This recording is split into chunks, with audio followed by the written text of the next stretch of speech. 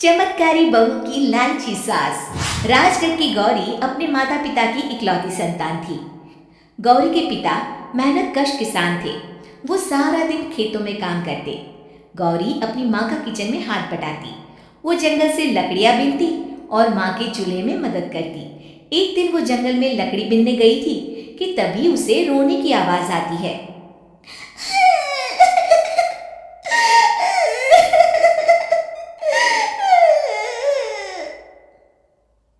अरे, यहाँ कौन रो रहा है?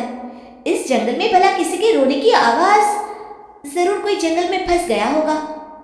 वो देखती है तो उसे एक परी दिखाई देती है जिसका एक पंख टूटा होता है। अरे, तुम कौन हो और क्यों रो रही हो?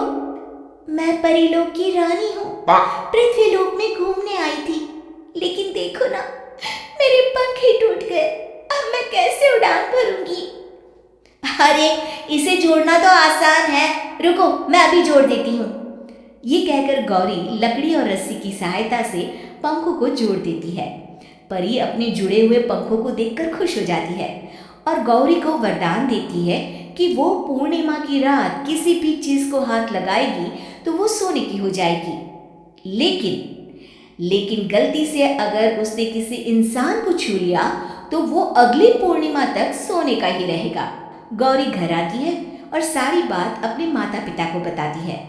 गौरी की माँ उसे कहती है, तू भी ना गौरी, सारा दिन परियों की कहानियां पढ़कर स्वप्न लोक में ही रहती है।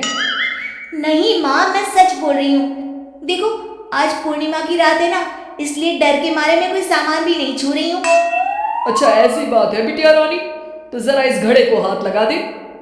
गौरी घड़े को जैसे ही हाथ लगाती है वो सोने का हो जाता है। गौरी के माता पिता घड़े को देखकर हैरान रह जाते हैं। अगले दिन गौरी के पिता उस घड़े को सुनार के पास बेचने जाते हैं तो रास्ते में उन्हें कंचा काकी मिलती है। वो सोने का घड़ा देखकर गौरी के पिता से पूछती है, अरे गौरी के बापू, ये पीतल तो बड़ा चमक रहा है। अरे काकी, ये पीतल नहीं, सोना है, सोना बेचने ले जा रहा हूँ। अरे, कहीं कोई लॉटरी लग गई है क्या? इतना सोना? गौरी के पिता काकी को गौरी को परी द्वारा दिए वरदान के बारे में बताते हैं। काकी गौरी के पिता की बात सुनकर सोच में पड़ जाती है और फिर अगले दिन काकी गौरी के घर आती है। गौरी के बापू, तुम्हारे लिए मैं खुशखबरी लाई हूँ। तभी गौरी की माँ पूछती है, क्या खुशखबरी है काकी? अरे, तुम्हारी बेटी का रिश्ता मैं अपने बेटे से करना चाहती हूँ। अरे, कब तक अपनी सयानी लड़की को घर पर बिठा कर रखोगी? हाँ, देखो काकी, मैं ऐसे ही व्यक्ति से अपनी बेटी की शादी कराऊंगा जो गौरी के वरदान से नहीं, उसके गुणों को समझे। अरे, हमें तो गौरी के गुण अच्छे लगे, इसीलिए तो आ गई हूँ मैं। फिर गौरी के माँ बाप मान जाते हैं और उसकी शादी काकी के बेटे से हो जाती है। अगले दिन, अरे गौरी, कल पूर्णिमा की रात है। तुम्हारे पिताजी परी के वरदान के बारे में बता रहे थे, तो मैं ना कुछ चीजें रख दूंगी, जरा हाथ लगा देना। तभी गौरी का पति वहां आ जाता है और अपनी माँ से कहता है, माँ, क्या जरूरत है गौरी के वरदान को इस्तेमाल करने की? वैसे भी मेरी मेहनत से घर तो चल ही रहा है ना। और गौरी के पिता ने भी यही कहा था कि वो ऐसे ही व्यक्ति से उनकी बेटी की शादी करेंगे जो गौरी के वरदान से नहीं, उसके गुणों को समझे। अरे बस कर किताबी बातें। तेरे लिए क्या लड़कियों की कमी थी जो मैं ये किसान की बेटी घर ले आती? और सुन गौरी, कल अगर तूने सारी चीजों को सोने का नहीं किया तो मैं तुझे घर से निकाल दूंगी और अपने बेटे की दूसरी शादी करवा दूंगी, समझी? इतना कहकर गौरी की सास वहां से चली जाती है। अगली पूर्णिमा की रात गौरी की सास गौरी के सामने ढेर सारे बर्तन रख देती है और कहती है, जल्दी कर गौरी, रात खत्म हो जाएगी। जल्दी जल्दी इन सारे बर्तनों को हाथ लगाकर सोने का कर दे। गौरी करती भी तो क्या, वो जैसे ही एक छोटे से बर्तन को छूने वाली होती है कि उसकी सांस भड़क जाती है। क्या मजाक बना रखा है?